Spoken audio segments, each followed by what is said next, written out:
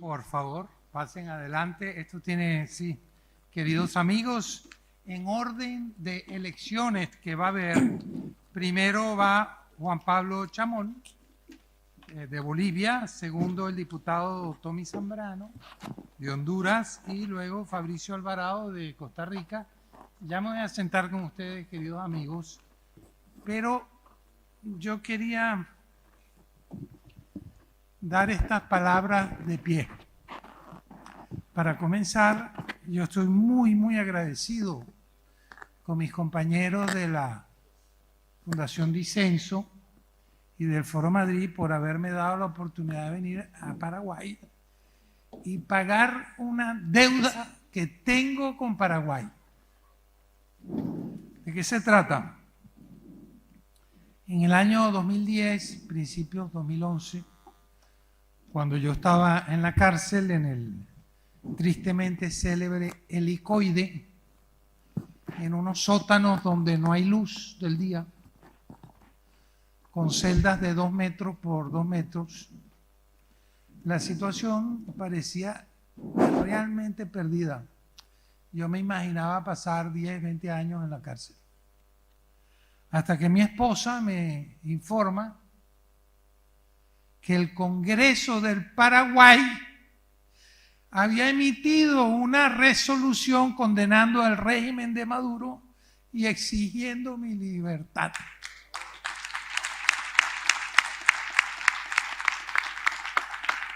Y yo no había tenido tiempo, lo agradecí por escrito en esa oportunidad, pero no había tenido tiempo de estar aquí, no había podido llegar para decírselos a ustedes personalmente cuán agradecido estoy. De no haber sido por esa decisión del Congreso del Paraguay, no se hubieran producido otra serie de decisiones que vinieron después del Congreso de Chile, de todo tipo de instituciones.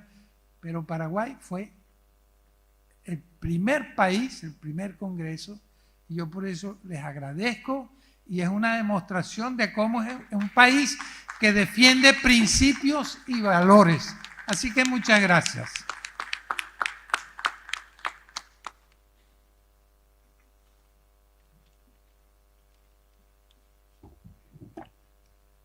Muy bien, entonces comenzando en el orden de las elecciones que vienen, perdón, voy a pedir un aplauso para estos señores, pero les voy a decir por qué primero.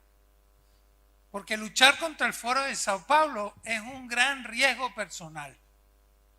Y estas personas son valientes como los que los precedieron, que están luchando contra el Foro de Sao Paulo en situaciones muy complicadas, así que yo les pido un aplauso para ellos.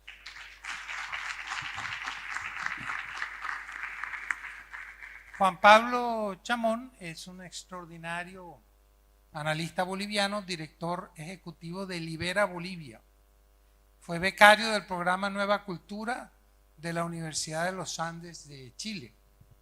Yo quería preguntarte, Juan Pablo, ¿cómo ves tú la situación? Porque recientemente tú dijiste, alguien te preguntó, creo que tú, Tommy, que si cómo veías la primera o la segunda vuelta.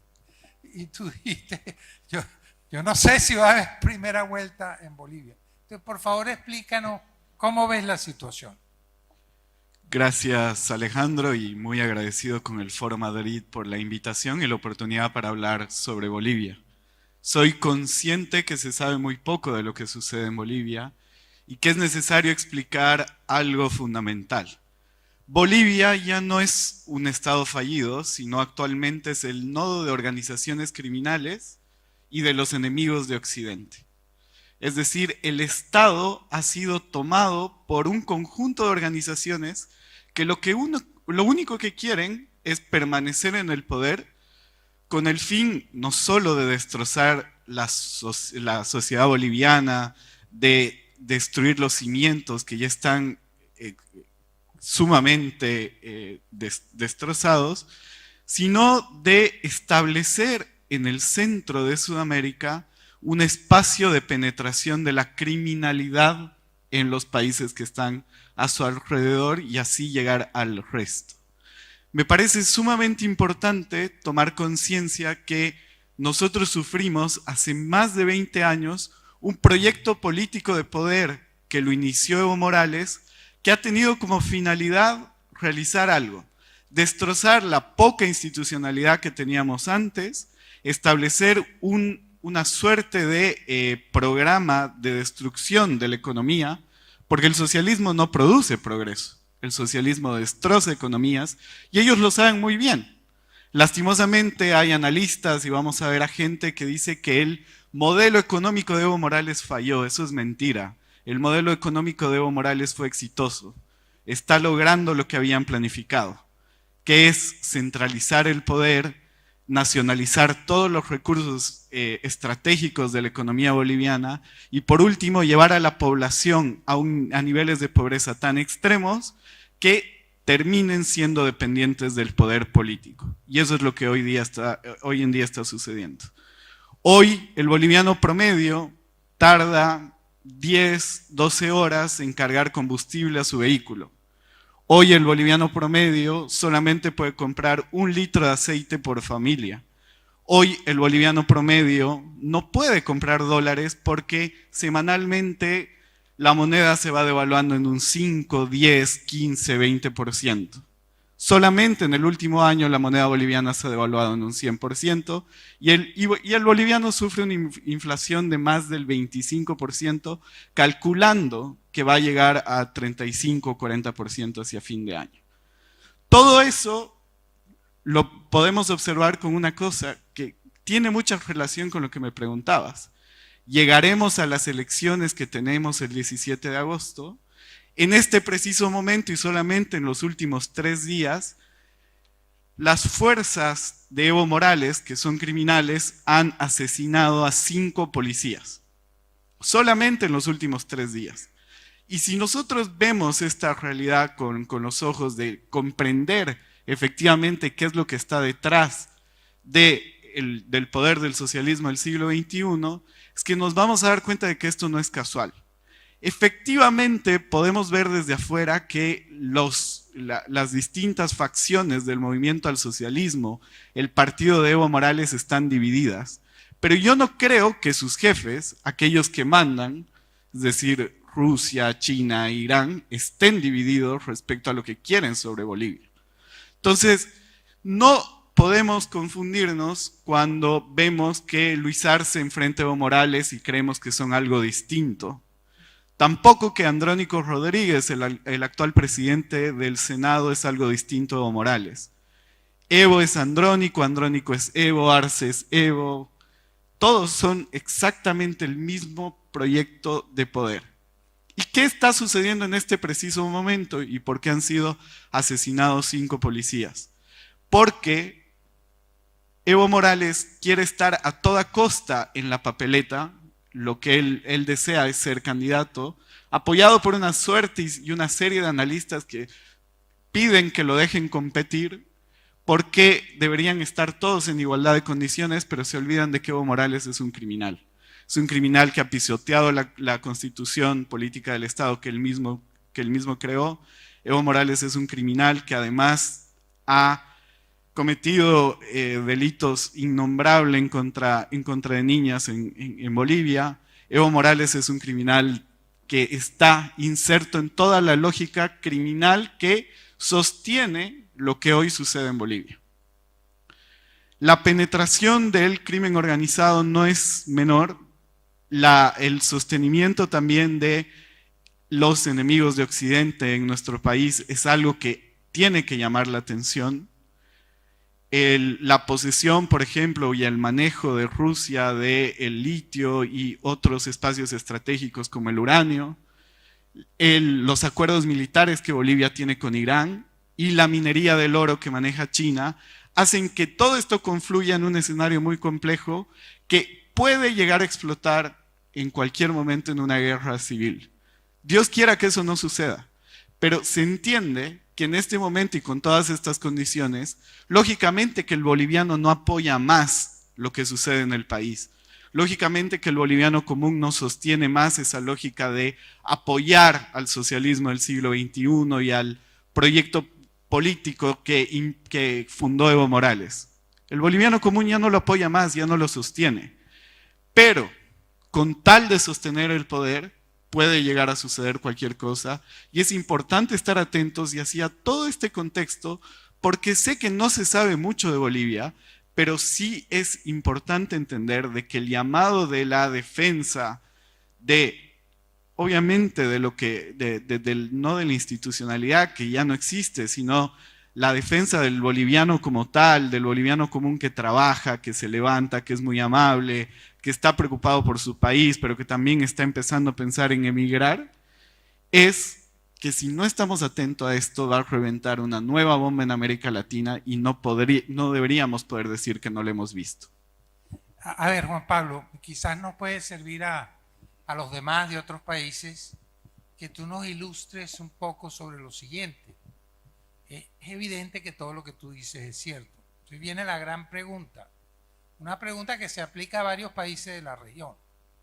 ¿Por qué, si la situación es tan grave, continúan los candidatos de derecha en una actitud de división? O déjame decirlo de otra manera, si hubiesen elecciones libres y transparentes, en Bolivia gana la derecha, repito, si las elecciones fueran libres y no hubiera fraude. Pero sabemos que el MAS comete fraude. Ya lo hizo en el año 2019. Pero ¿por qué los partidos políticos de derecha no se ponen de acuerdo en una candidatura única? ¿Cuál es tu opinión? Yo no me animaría a encuadrar a muchos de los candidatos que se encuentran en la oposición al proyecto político de Evo Morales como de derecha, pero lo que sí diría es que la libertad funciona cuando tiene buenos amigos. Y cuando se comprende bien lo que significa la libertad, aparece algo que es fundamental y que lo hemos visto, por ejemplo, en Venezuela a través del liderazgo de María Corina, que es la generosidad. Cuando hay buenos líderes que entienden bien qué es lo que enfrentan, se toman otro tipo de decisiones. Pero esta lógica de no comprender qué es lo que enfrentamos es la que lastimosamente lleva a que los partidos de oposición tomen estas elecciones como si estuviéramos en un ámbito completamente normal. Sabemos que la normalización, Alejandro, es algo que requieren los regímenes autoritarios para poder permanecer en el poder. Mientras más normales se vean las cosas, menos va a haber recriminación de la opinión internacional, de la opinión pública, menos se van a notar cuáles son las características que se tienen respecto a la opresión de la población, el sufrimiento, la crisis económica, etcétera, etcétera. Entonces, la falta de comprensión del enemigo lleva a este escenario de división. Segundo, no tener un buen proyecto político de poder, es decir, buscar en serio obtener el poder, lleva a que no existan los acuerdos necesarios de levantar el teléfono y decir, hola, tal, ¿por qué no nos juntamos? ¿Por qué no podemos hacer algo en conjunto? La política implica eso, generosidad. Yo entiendo los riesgos. Lo primero que Evo Morales ha destruido ha sido la política. Lo primero que destruyen estos regímenes es eso. Porque la política es algo que solamente se vive en serio en libertad, es lo que permite que no nos matemos unos a otros y que podamos pensar diferente. Pero en estos espacios eso no está permitido. Es necesario que los actores entiendan que lo que se enfrenta no es un escenario perfecto de una elección en la que la oposición va a ganar porque las encuestas así lo mandan. Si fuese así, Venezuela ya se habría liberado hace muchísimo tiempo. Sino hay que pensar varias cosas. Hay que pensar los candidatos, hay que pensar el día de la elección. Tú has estudiado muy bien el mecanismo de fraude que utiliza el movimiento al socialismo en Bolivia y eso está establecido y tiene una lógica transnacional. Hay que pensar, además de eso, la transición, y esa transición tiene que ser en serio, no solamente para cambiar de cara, sino hay que cambiar de proyecto político de poder. Y concluyo con esto. Bolivia el 6 de agosto de 2025 cumple 200 años de independencia. Pero va a cumplir esos 200 años de independencia más dependiente que nunca de los peores amigos que se puede tener en el contexto internacional. Muchísimas gracias, Juan Pablo.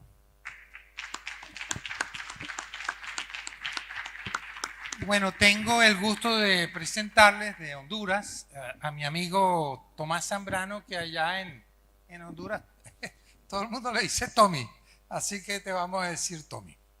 Él es el presidente de la bancada del Partido Nacional en el Congreso. Recientemente en una digamos, reunión nacional, una asamblea, fue elegido secretario general del partido y está aspirando a su 5º periodo como diputado, así de joven como es. Él es abogado, notario especialista en Derecho Constitucional y Derecho Penal. Y me consta, por sus declaraciones diarias, que es uno de los principales adversarios del régimen de Xiomara Castro. Xiomara Castro, la presidente de Honduras, es la esposa de Mel Zelaya, quien fue, a través de Petrocaribe, empleado a sueldo de Hugo Chávez. Ganaba un sueldo. Y realmente yo diría que es un gobierno títere de Nicolás Maduro de Venezuela. Y quieren hacer de Honduras exactamente lo mismo que se hizo en Venezuela, con un agravante, que los votos allá en las elecciones, todo indica que los va a contar la empresa Smartmatic, manejada por venezolanos vinculados al chavismo y que ha sido demandada por sus actuaciones en Filipinas y ha sido también acusada de fraude en el referéndum revocatorio de 2004 en Venezuela. Con todo esto, querido Tommy, ¿cómo ves tú la situación, las elecciones que vienen en noviembre? Muy buenas tardes. Saludar aquí a los amigos del Foro de Madrid, Fundación Disenso y amigos que andan de diferentes países de Latinoamérica y también de Europa. Decirles, esta es una lucha contra un régimen en Honduras radical, sectario, lleno de odio y que son capaces de todo. Y es una lucha que hemos venido enfrentando, defendiendo el país, no a título individual y personal, sino que también quiero reconocer los hombres y mujeres de mi partido y de mi bancada como diputados que han estado al frente de la batalla defendiendo los intereses del país y que nos acompaña aquí un buen grupo de diputados que quiero que se pongan de pie y me les den un aplauso también porque son guerreros que han dado la cara por Honduras. Y antes de entrar en detalle, 2 minutos me voy a robar para felicitar a Foro de Madrid. Tuvieron que venir desde Europa hace 4 años a Latinoamérica a decirnos a los de derecha, a decirnos a los buenos, a los que queremos lo mejor por nuestros países y nuestros pueblos, organicémonos, pongámonos de acuerdo, hagamos una agenda, hagamos un plan. ¿Cómo vamos a detener el socialismo en Latinoamérica? Porque los latinos, durante 30 años que funciona el Foro de Sao Paulo, no habíamos sido capaces de sentarnos y armar una estrategia. 4 años apenas, contra más de 30 años del Foro de Sao Paulo. Estamos y necesitamos mantenernos en cursos intensivos, 24/7, de lunes a domingo, durante todos estos próximos meses. Y le pido a cada uno de ustedes, amigos, estas elecciones que vamos, los países que va Bolivia, va Chile, va Honduras, va Costa Rica, va a ir Brasil, que nos respalden internacionalmente, muchos amigos de la prensa internacional, a través de sus noticieros, a través de sus redes sociales, los políticos que nos encontramos acá de diferentes partidos, que estén pendientes de estas elecciones y nos estén respaldando, dándonos mensajes de apoyo, que le den seguimiento, que nos ayuden a denunciar cualquier atropello que estamos viviendo en los países que nos encontramos. Los que estamos aquí somos los buenos, les guste o no les guste a los socialistas, los malos son los que están al otro lado. Aquí queremos hacer las cosas bien para nuestras tierras, para nuestros pueblos. Pero nos ha faltado esto, nos ha faltado compromiso, nos ha faltado valentía porque hemos sido egoístas. Estas iniciativas, y no las impulso yo, no me apoya el otro, y si le impulsa Peña Esclusa, entonces no lo apoyamos nosotros. Tiene que acabarse el egoísmo entre nosotros mismos.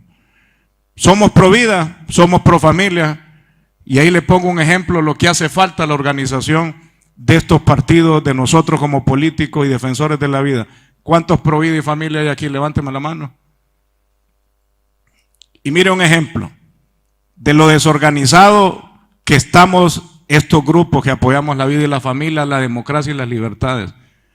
Todos los que estamos acá conocemos esa bandera LGTB y otras hierbas, creada en 1978.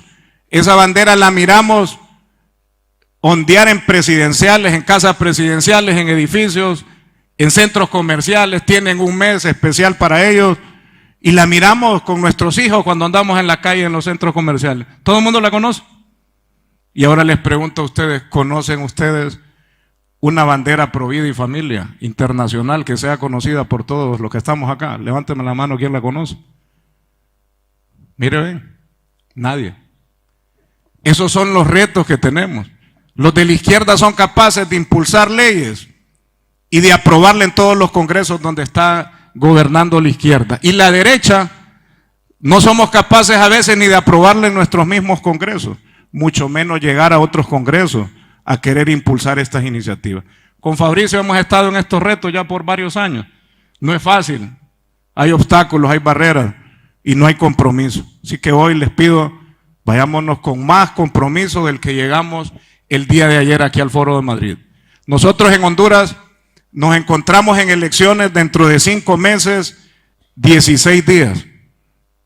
Nuestro partido y nosotros le hemos llevado la cuenta desde hace 3 años y medio y se los contamos todos los días en redes, en participaciones y cuando hablamos. Hoy ya nos falta poquito, nos falta la recta final, pero es la recta más difícil, porque los que hoy gobiernan, que son socialistas, su partido es Libertad y Refundación, porque le habían prometido a nuestro país refundar la salud, refundar la educación, refundar la oportunidad de trabajo, y lo que han hecho es refundir a este país de Honduras en más pobreza, miseria, desempleo, inmigración y odio y división entre la familia hondureña. Hace 3 meses estuvimos en elecciones primarias, 9 de marzo. Participamos los 3 partidos mayoritarios. Partido de gobierno, Partido Liberal, que también es centro, derecha, y Partido Nacional. Nosotros salimos en primer lugar, el Partido Nacional obtuvo la mayoría de votos entre los 3 partidos que participamos. En ese día de la elección, los del gobierno, que en Honduras es el que maneja el traslado de las urnas hacia el centro de votación desde el Consejo Nacional Electoral, son las Fuerzas Armadas, constitucionalmente. Hoy tenemos altos mandos de las Fuerzas Armadas comprometidos con este régimen. Y hubieron en las 2 principales ciudades del país, Tegucigalpa y San Pedro Sula, muchas de esas urnas que tenía que abrirse la votación a las 7 de la mañana y las urnas llegaron a las 11 de la noche. ¿Qué es lo que querían? Que nuestra gente, Partido Nacional y Liberal, no votara, se fuera para su casa. Y más bien despertó indignación en la gente. La gente se quedó hasta las 11 de la noche, desde las 7 de la mañana, esperando que llegaran las urnas. Y la gente que no iba a votar salió de su casa y dijo, no nos van a quitar el derecho de elegir y derecho de ir a votar y decidir quién va a dirigir o quién van a ser los candidatos de estos partidos oficiales. Tenemos grandes retos en Honduras, Peña Esclusa y amigos de Latinoamérica que están acá. En estos 5 meses, los que hoy gobiernan entran en un grado de desesperación. Ellos saben y conocen que en una elección legítima, democrática, observada, con reglas claras, no tienen opción alguna de ganar una elección con votos, contándolo uno a uno. Pero ahí es el peligro, porque los socialistas, y se lo digo por experiencia en estos 3 años y medio, los socialistas son capaces de todo. Usted nunca piensa en su país, es que estos de izquierda no creo que se van a atrever a esto. Yo lo he vivido y nuestros compañeros lo han vivido. Son capaces de todo.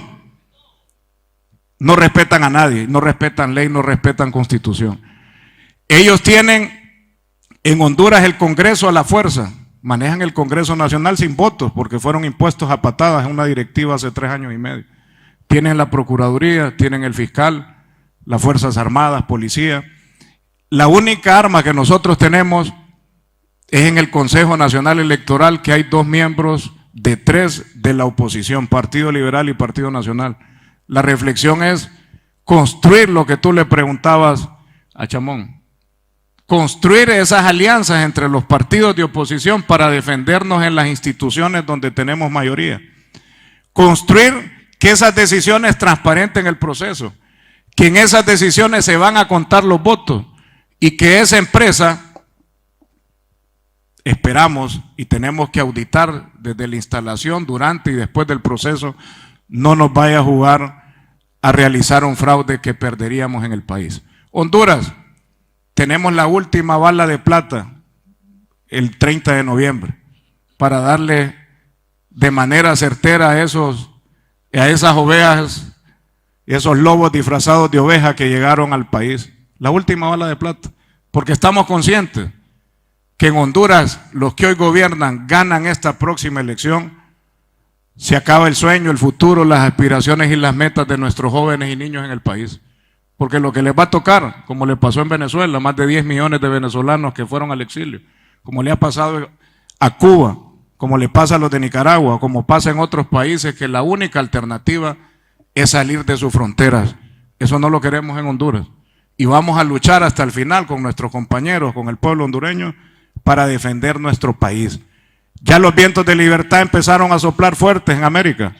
Soplaron fuertes esos vientos de libertad con Javier Milei, que estuvimos el año pasado. Después soplaron fuertes esos vientos de libertad con Donald Trump en el norte. Han soplado fuertes en el centro del mundo, que es Ecuador, con Noboa. Va a soplar fuerte, confío, en Bolivia.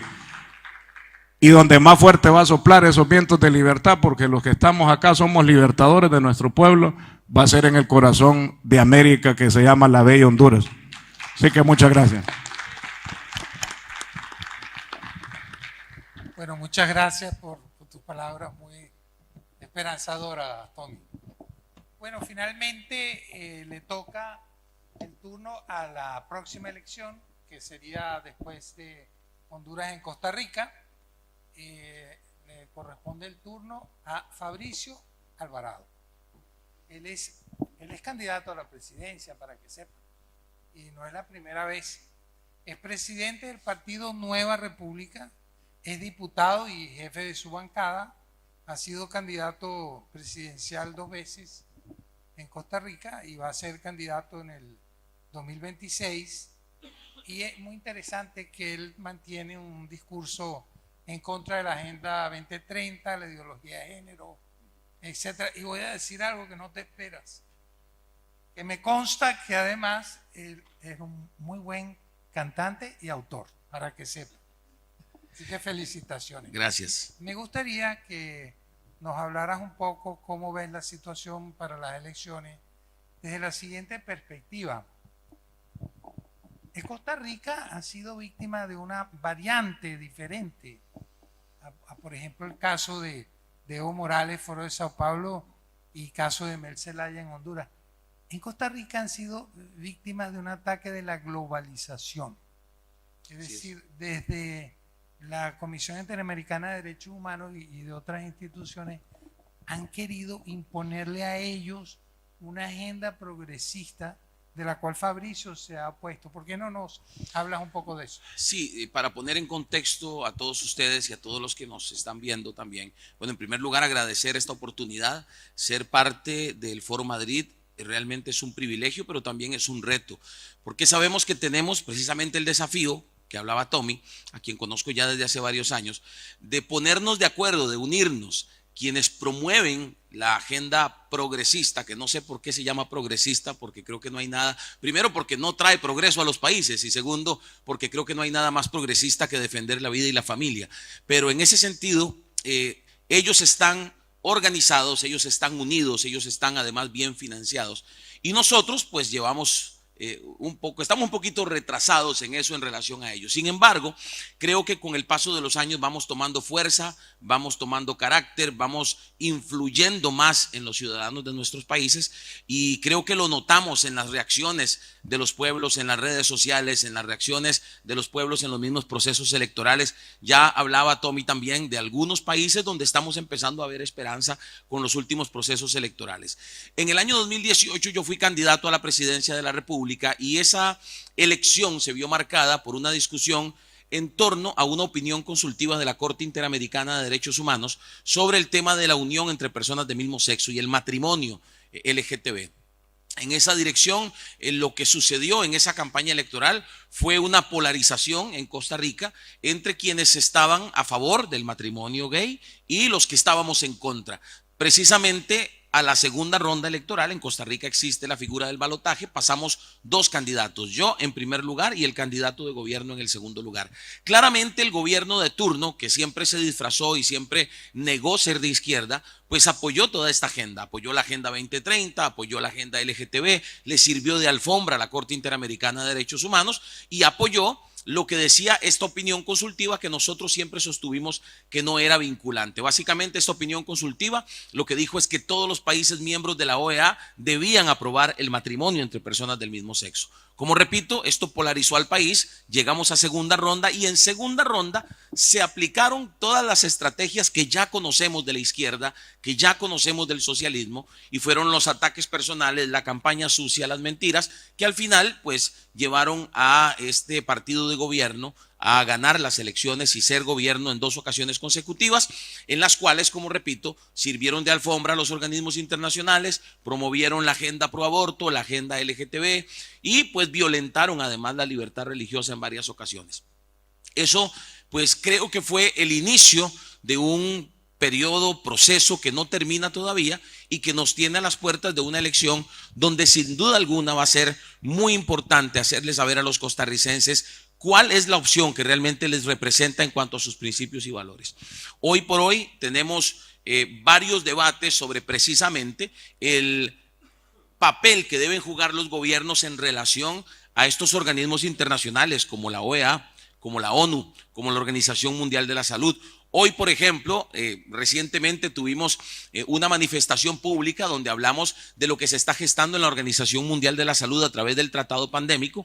El presidente de la República pues nos trató de ignorantes para arriba por mencionar la posibilidad de que Costa Rica salga de la OMS ante el hecho de que salga de la OMS un tratado pandémico que obligue a los países, como sucedió en la pandemia, que obligue a los países a que las decisiones y determinaciones de la Organización Mundial de la Salud ante una eventual nueva pandemia sean vinculantes, es decir, que nos obliguen a tener que allanarnos a lo que diga la OMS. Sin embargo, vean que hace poco tiempo, tanto Argentina como Estados Unidos han tomado decisiones. En aquella discusión de 2018, precisamente lo que llevó a que pudiéramos alcanzar un caudal electoral que nos llevara a la segunda ronda fue decir que lo que decía la Corte Interamericana no era vinculante y que por lo tanto estábamos dispuestos de ganar las elecciones a salir de la Corte Interamericana de Derechos Humanos. Una decisión radical que en aquel momento por la izquierda fue altamente criticada, vinieron ataques de todo tipo, pero es que ahí es donde yo creo que nosotros, como bien se ha dicho acá en varias de las intervenciones y en varios de los conversatorios, si no nos ponemos firmes, si no somos claros, si dejamos las tibiezas de lado, pues yo creo que entonces al final, si no dejamos las tibiezas de lado, vamos a seguir viendo cómo ellos no son tibios y ellos básicamente dicen sí somos de izquierda, sí estamos a favor del aborto, pero entonces vamos a ver cómo ellos siguen tomando espacios que deberíamos tomarnos. En otras palabras, y como dijo aquí el presidente Peña, no hay espacio para tibiezas. Si seguimos siendo tibios, no vamos a ver resultados. Tenemos que ser claros, tenemos que ser radicales, tenemos que ser disruptivos y decirle a los ciudadanos de nuestros países, y en este caso a Costa Rica, estamos dispuestos a tomar determinaciones que pueden ser criticadas, pero que al final son las determinaciones correctas. Lo decía yo hace poco en una intervención en redes sociales, nos criticaron mucho por decir que queremos salir de la Corte Interamericana de Derechos Humanos en el 2018. Pero pareciera que estábamos 7 años adelantados porque ahora Milei y Trump están saliendo de la Organización Mundial de la Salud y están básicamente dando un golpe sobre la mesa y diciendo la soberanía de nuestros países tiene que respetarse. Yo creo, fui candidato en 2018, como ya repito, pasé a segunda ronda y no logramos el objetivo. En 2022 la cantidad de candidatos aumentó considerablemente, éramos 25 candidatos, que ese es un tema que incluso podría ser similar o hasta mayor en Costa Rica para 2026, pero en 2022 se trató de diluir ese tipo de temática y ese tipo de discusión y de debate, y entonces la discusión giró en torno a otros temas relacionados con seguridad, con economía y demás, y quizá eso fue lo que llevó a que en esa elección de 2022 llegáramos a un tercer lugar de 25 candidatos y no pudiéramos pasar a segunda ronda. Creo que conforme ha pasado el tiempo, en nuestros países ha quedado más claro que estos son temas país, vida, familia, libertad religiosa, libertad económica, defensa de la soberanía del país son cada vez más temas importantes en la discusión, incluso mediática, aunque algunos medios evidentemente tratan de ignorarla, precisamente porque no les conviene que quede ventilado todo lo que han sido las estrategias a través de todos estos años del progresismo, a través sí de la presencia en el poder legislativo y en el poder ejecutivo, pero también a través de los organismos internacionales. Y como bien lo plasmabas en la pregunta, hoy por hoy este es un tema que tiene que ser discutido, que tiene que ser llevado a los procesos electorales para que nuestros ciudadanos se den cuenta de que seguimos en peligro y de que a pesar de que, por ejemplo, hoy en Costa Rica tenemos un gobierno que se declara conservador, este gobierno que tenemos hoy en Costa Rica se declara conservador en los espacios públicos en Costa Rica, pero en la OEA, la OMS y en la Organización Mundial de la Salud demuestran que son tibios porque o no discuten o se abstienen de votar o ni siquiera se presentan a las discusiones importantes como pasó recientemente con este tema del tratado pandémico. Lo que nuestros países necesitan es gente que no tenga miedo de ponerle el pecho a las balas. Lo que nuestros países necesitan es gente que esté dispuesta a decir, esta es mi posición y si tengo que salirme de un organismo internacional para defender la soberanía de mi país, lo voy a hacer. Y eso es lo que estamos diciendo en Costa Rica, en el Partido Nueva República. Hay otros partidos que de pronto sí se presentan como conservadores y que de pronto tienen una línea de pensamiento similar de no al aborto, de sí a la familia. Hoy el matrimonio LGTB está vigente en Costa Rica gracias a aquel gobierno en 2018 que sirvió de alfombra a la Corte Interamericana de Derechos Humanos y si seguimos, con gobiernos tibios, seguiremos viendo cómo los organismos internacionales siguen imponiendo sus agendas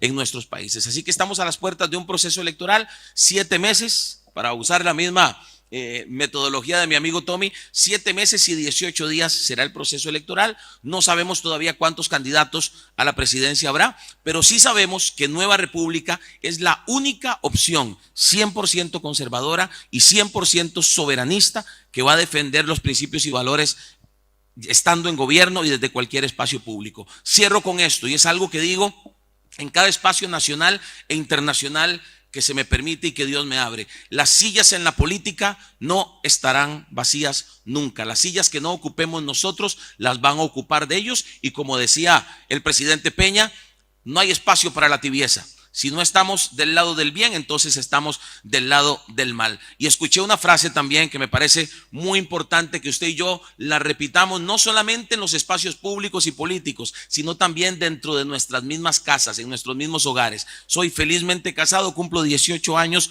este año de matrimonio. Me casé el 7 del 2007. Cuando usted se casa el 7 del 2007, para los que somos creyentes y creemos que el número 7 es el número perfecto, el que se casa el 7 del 7 piensa que todo va a ser perfecto y en 15 días se da cuenta que no todo es perfecto, ¿no? Pero tengo la bendición de tener 2 hijas maravillosas, una tiene 15 años, la otra cumple 11 la próxima semana y me caló mucho la vez que escuché a una persona decir, háblale a tus hijos de política antes de que la izquierda lo haga por ti. Y esto es muy importante que lo tengamos claro. Nosotros, quienes hemos decidido estar del lado correcto de la historia, no callemos porque ellos no callan. Levantemos la mano cuando tengamos que hacerlo porque ellos lo hacen también para defender su ideología. Eso es lo que vamos a hacer. Como bien lo decían los compañeros, les pido estar apoyando a través de los distintos medios de comunicación. Allá en Costa Rica, les miento si les digo que los medios de comunicación apoyan la causa conservadora. No, apoyan la causa progre. Fueron parte de los que se nos vinieron encima en 2018 cuando dijimos que íbamos a salir, cuando dijimos que queríamos salir de la Corte Interamericana de Derechos Humanos. Son parte de los que brincan inmediatamente cuando hablamos de estar en contra de la Agenda 2030. Así que, y ahora sí cierro, necesitamos apoyarnos mutuamente, unirnos y ser parte de una misma causa como ellos también lo son. Creo que somos capaces de revertir lo que ha estado pasando en algunos de nuestros países y de acabar con la tibieza que está provocando que las puertas de nuestras naciones sigan abiertas a esta agenda globalista que tanto daño le está haciendo a nuestros países. Bueno, gracias. Fabricio, excelente. Bueno, quiero que sepas que te deseamos el más rotundo éxito en las próximas elecciones presidenciales como candidato que eres. Bueno, queridos amigos, me corresponde el honor de cerrar un bloque de paneles que tienen que ver con Iberoamérica. El próximo panel es muy interesante porque ya se va a hablar de la situación europea. Sería el último panel, si no me equivoco. Pero como este panel se llama 4 países, 4 claves, yo quisiera un poco resumir lo que se ha dicho no solamente en este panel, sino en los anteriores, como una especie de programa, un programa de acción. ¿Cuál es la primera clave? Que tenemos que aprender a pensar regionalmente. Nosotros, cada uno de nosotros, aunque seamos nacionalistas y queramos a nuestro país, tenemos que estudiar, estar pendientes y colaborar con lo que pasa en las demás naciones. Porque uno puede decir, bueno, Honduras o Costa Rica son países pequeños, bueno, ¿qué importa que gane la izquierda allá? No, porque la izquierda opera globalmente. Entonces, un país, Honduras o Costa Rica, es un puesto más en la OEA, es un puesto más en la ONU, es un banco central más a favor de la izquierda, es un servicio de información nacional más de la izquierda, un servicio de inteligencia a favor de la izquierda, y unas fuerzas armadas que se ponen al servicio de la izquierda y que hacen su labor en otras naciones de desestabilización, como lo que hace Venezuela en otros países. De tal manera que nosotros también tenemos que pensar regionalmente, y uno de los grandes objetivos del Foro Madrid es colaborar en esta articulación para que sea una respuesta conjunta a un enemigo, como se le dijo aquí, un enemigo que actúa también conjuntamente del otro lado. La segunda clave es entender que como no estamos enfrentando sectores democráticos, ellos tratan de ganar las elecciones con fraude y tienen una cantidad de mecanismos. Por ejemplo, te digo, Tommy, Richie Moncada, la candidata de la izquierda en Honduras, dice que ella fue la candidata más votada en las primarias. No es verdad.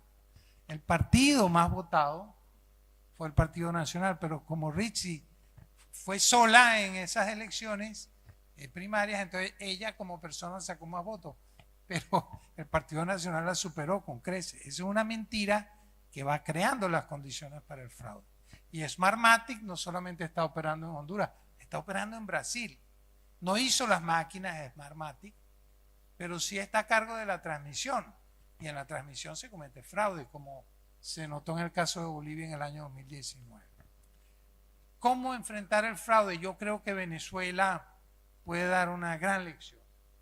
Hay que tener una estructura ciudadana que no solo vote, no solo vaya a votar. Los simpatizantes de la derecha no solo deben ir a votar, sino que los debemos formar para que haya una estructura de que cuiden las mesas y tengamos prácticamente una autoridad paralela, que tengamos las actas, como se hizo en Venezuela, se cuenten, se suban a una página web, de tal manera que le sea mucho más difícil a la izquierda hacer el fraude. Pero hay que partir del hecho que ellos van a hacer el fraude en estas 7 elecciones que se avecinan. Hay que contrarrestar ese fraude. La tercera clave es defendernos de la violencia, como vemos en el caso de Colombia lo que pasó con Miguel Uribe, y como ha habido en todo el continente. Ellos tienen su milicia armada. Se explicó muy bien aquí en el caso del Perú. Pues hay que hacer que a la izquierda le cueste políticamente la violencia.